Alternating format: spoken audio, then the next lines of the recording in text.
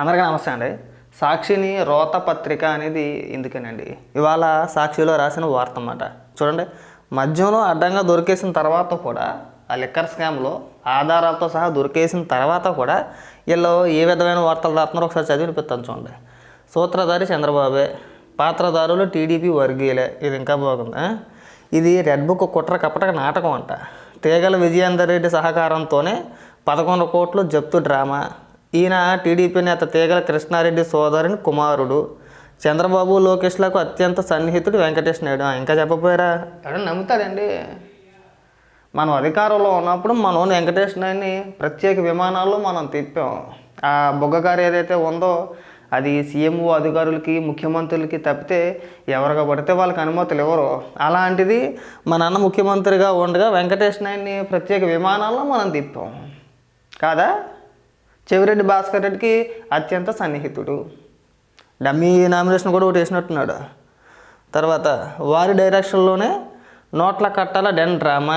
లోకేష్ బినామీ MP Kesineni చిన్ని వ్యాపార భాగస్వామ్య రాజ్ కేసిరెడ్డి. ఇప్పుడు రాజ్ కేసిరెడ్డి కూడా చంద్రబాబు నాయుడు గారికి సంబంధించిన వ్యక్తే.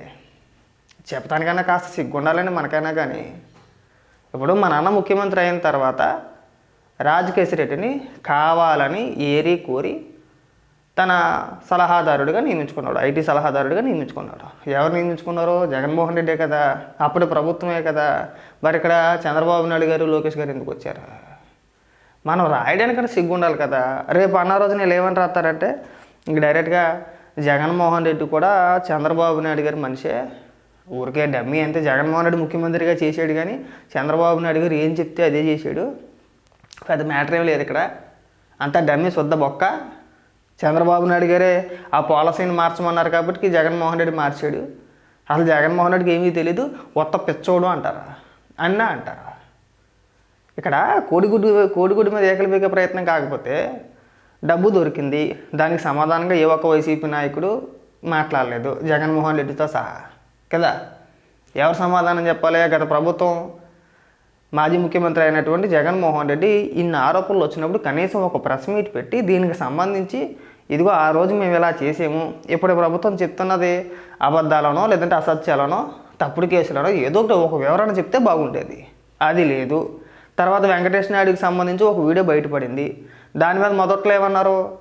2000 రూపాయల నోట్లు ఇప్పుడు రద్దు అయిపోయినాయి కదా, 2023లోనే రద్దు అయిపోయినాయి కదా, ఇప్పుడు ఎక్కడి నుంచి వచ్చినాయి అని చెప్పేసి ఒక కొత్త స్టోరీ వెళ్ళకొచ్చారు. జనం నమ్మలా. ఇప్పుడు ఏమంటున్నారు? ఆయన చంద్రబాబు నాయుడు గారికి సన్నిహితుడు, లోకేష్ గారికి సన్నిహితుడు. అసలు రాజ్ కేసిరెడ్డి ఎవరో మాకు తెలియదు. మరి మీరెందుకు నియమించుకున్నారు? అసలు మనం వార్త రాయడానికన్నా సరే ఒక విధానం ఉండాలి కదా అని అడుగుతున్నా. సరే, ఇవన్నీ పక్కన పెట్టేద్దాం. ఈ రాజ్ కేసిరెడ్డి అరెస్ట్ అయిన తర్వాత ఈ లిక్కర్ స్కామ్ గురించి జగన్మోహన్ రెడ్డి ఎన్నిసార్లు మాట్లాడాడయ్యా? మొన్న కూడా దీన్ని డైవర్ట్ చేయడానికి నెల్లూరు వెళ్ళి అక్కడ రెచ్చగొట్టే వ్యాఖ్యలు, ఏదో పెద్దిరెడ్డి రామచంద్రారెడ్డి ఏదో చంద్రబాబు నాయుడు గారిని కొట్టాడని అదని, ఈ రెచ్చగొట్టే వ్యాఖ్యలు ఈ డైవర్షన్ భాగంలో ఇది తప్పితే మీరు ఏ రోజైనా సరే ప్రాపర్గా ఈ లిక్కర్ స్కామ్కి సంబంధించి ఏ ఒక్క రోజైనా ఆధారాలు లేదంటే మీ దగ్గర ఉన్న సమాచారాన్ని ప్రజల ముందు ఉంచారా? సింపుల్ అండి. డిజిటల్ పేమెంట్ ఎందుకు పెట్టలేదు? అదొక దానికి సమాధానం చెప్పాలంటే దానికి మినహాయించి అన్నిటికీ చెప్తారట. అసలు ఇంకా కొన్ని రోజులు పోతే ఏమని చెప్పుకొస్తారంటే జగన్మోహన్ రెడ్డి హయాంలో అసలు మద్యాన్నే అమ్మలేదు, ఆ పాలసీ మార్చింది మేం కాదు, అసలు జగన్మోహన్ రెడ్డి ముఖ్యమంత్రి అవ్వలేదండి అని వేస్తారు కూడా. నేను రాసేస్తారు అలాగా.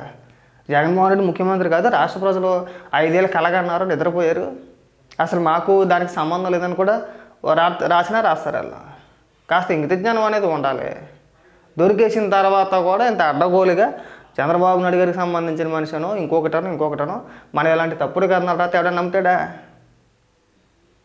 మన దగ్గర ఒక పేపర్ ఉంది, మన దగ్గర ఒక టీవీ ఉంది, మనం ఏం చెప్పినా సరే వినటానికి గొర్రెలు ఉన్నారు. మనం ఎన్ని కథనాలను వడ్డించేయచ్చు, ఎన్నన్నా రాసేయచ్చు. అసలు స్కామ్ ఎక్కడ జరిగింది? డిజిటల్ పేమెంట్లు పెట్టకుండా మద్యాన్ని అధిక ధరలకు విక్రయించారు. ఈ విషయం నేను చెప్పేది కాదే. మన జగన్మోహన్ రెడ్డి స్వయంగా ఒక ప్రెస్ మీట్ పెట్టి ఈ ఆరోపణలు వచ్చినప్పుడే మామూలుగా ప్రజలు ఎవరైనా సరే మద్యాన్ని కొనాలంటే ధరలు ఆకాశానికి అంటాలి. మద్యం ధరలు పెంచితే తాగడం మానేస్తారు, తగ్గుతారు. అందుకని చెప్పేసి అధిక ధరలకు విక్రయించాము, ప్రభుత్వానికి ఆదాయాన్ని చూపించామని చెప్పింది ఎవరో జగన్మోహన్ రెడ్డి. అధిక ధరలకు విక్రయించామని ఒప్పుకున్నాడు. మరి డిజిటల్ పేమెంట్లు ఎందుకు పెట్టలేదు?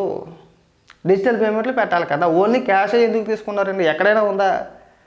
దేశంలో ఏ రాష్ట్రంలో అయినా సరే ప్రభుత్వ మద్యం దుకాణాల్లో కావచ్చు, లేదంటే ప్రభుత్వానికి సంబంధించిన ఏ కార్యక్రమం అయినా సరే, ఇది ఎందులో అయినా సరే, నాకు తెలిసి తమిళనాడులో అయితే సేమ్ ఇలాగే ప్రభుత్వ మద్యం దుకాణాలు అక్కడ కూడా ఓన్లీ క్యాషే కాదండి, డిజిటల్ పేమెంట్లు ఉన్నాయి. అక్కడ మన ఫోన్పే ద్వారాగా, గూగుల్ పే ద్వారాగా కూడా అక్కడ పేమెంట్ చేయవచ్చు. ఆ ఆప్షన్ ఉంది అక్కడ. మనం ఎందుకు పెట్టలేదు? ప్రభుత్వమే అమ్మినప్పుడు పెట్టాలి కదా. ఇవాళ చిన్న చిన్న కూరగాయల షాపులు, టీ కొట్టులు, రోడ్డు పక్కన పీచ్ మిఠాయి అమ్ముకున్న వాడు కూడా డిజిటల్ పేమెంట్ పెట్టుకుంటున్నాడండి. మర్చెంట్ పేమెంట్ అవైలబుల్ ఉంది. మన ఫోన్పే ద్వారాగా, గూగుల్ పే ద్వారాగా మనం అక్కడ పే చేయొచ్చు. పీచ్ మిఠాయి అమ్ముకునేవాడు మరి నీకేం పోయే కలవని అడుగుతున్నా. ప్రభుత్వ మద్యం దుకాణాల్లో డిజిటల్ పేమెంట్లు ఎందుకు పెట్టలేదు? ఆ ఒక్కదానికి సమాధానం చెప్పండి అంటే దానికి మినహాయించి మొత్తం అన్నీ మాట్లాడుకొస్తారు. అది ఒక్కదానికి సమాధానం చెప్పరు. అదే లేదు డిజిటల్ పేమెంట్లు పెట్టకపోతే అవినీతి జరిగినట్టేనా? మళ్ళీ దాన్ని కూడా కవర్ చేసుకునే ప్రయత్నం చేశారండి. యూపీఐ పేమెంటు చట్టబద్ధత కాదంట. దేశంలో అది నాకు ఆశ్చర్యం వేసింది అనమాట. ఈ ఇంటి ఎంత లేఖితనంగా ఉంటారు వీళ్ళు. ఎవడో పోతన్ మహేష్ చేత ఆ యూపీఐ పేమెంట్లు ఏవైతే ఉన్నాయో, ఈ డిజిటల్ పేమెంట్ ఏదైతే ఉందో అది చట్టబద్ధత కాదంట. నాకు అప్పుడే ఆ ఫీజులు ఎగిరిపోయినాయి. వీళ్ళు జనాలు పూర్తిగా గొర్రెలు చేయాలనుకుంటారు. ఒకవేళ అది నమ్ముంటే కనుక, వాళ్ళ కార్యకర్తలైనా సరే కొంతమంది నమ్ముంటే కనుక అదే రుద్ది ఎదురు, అది చట్టబద్ధత కాదు అందుకని చెప్పేసి ఓన్లీ క్యాషే తీసుకున్నాం. ఇప్పుడు ఆ లెక్కేసుకున్నా సరే జగన్మోహన్ రెడ్డి సంక్షేమ పథకాలని బటన్ నొక్కేసి ఎందుకు వేసాడండి? క్యాష్ ఇవ్వచ్చు కదా. ఓన్లీ క్యాష్ ఇచ్చేస్తే అయిపోయింది కదా, ఇవ్వలేదుగా. అంటే మనం చేస్తే ఒకటే, మనం పంచేటప్పుడేమో, మనం నొక్కేసేటప్పుడేమో నీట్గా ఇలా పంచాలని చెప్పేసి అని ఒక విధానం ఉంటుంది. మనం దోచేసేటప్పుడు ఓన్లీ క్యాషే దోచేయాలి. ఆ 2000 నోట్ల రూపాయలు ఎక్కడి నుంచి వచ్చినాయి? అది ఇంకొక దరిద్రం. దానికి ఒక స్టోరీ చెప్పుకొచ్చారు. 2000 నోట్లు రద్దు అయిపోయినాయి కదా. ఎప్పుడు రద్దు అయిపోయినాయి? ఎవరు రద్దు చేశారు? ఇప్పటికీ కూడా నీ దగ్గర 2000 రూపాయల నోట్ ఉంటే నువ్వు వెళ్ళి మార్చుకోవచ్చు. మనకు ఆ వెసులుబాటు ఉంది.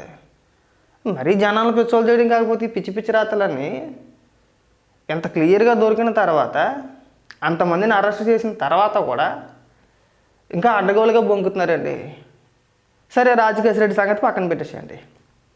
రాజకేశ్ రెడ్డిని బెదిరించారు, భయపెట్టారు, లేదంటే ఇంకో రకంగా ఇచ్చేశారు, లేదంటే ఇంకో రకంగా ఏదో రాసిపోతున్నారు. మరి చెవిరెడ్డి, మిథున్ రెడ్డి వాళ్ళు కూడా చంద్రబాబుని అడిగిన మనుషులేనా? అది చెప్పవే. వాళ్ళిద్దరి గురించి ఎందుకు రాయలేదు? జగన్మోహన్ రెడ్డి ఇంకొక ఏదో పేరు ఉంటుంది, కృష్ణమోహన్ రెడ్డి ఎవరో, అతను కూడా చంద్రబాబుని అడిగిన మనిషేనా?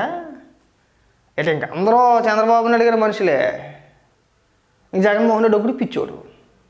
ఇంకా అదొకటే చెప్పాలి, జగన్మోహన్ రెడ్డిని పిచ్చోడనే అనాలా.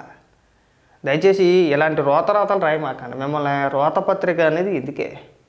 ఇంకెలాంటి విష ప్రచారాలు మానేస్తే బాగుంటుంది.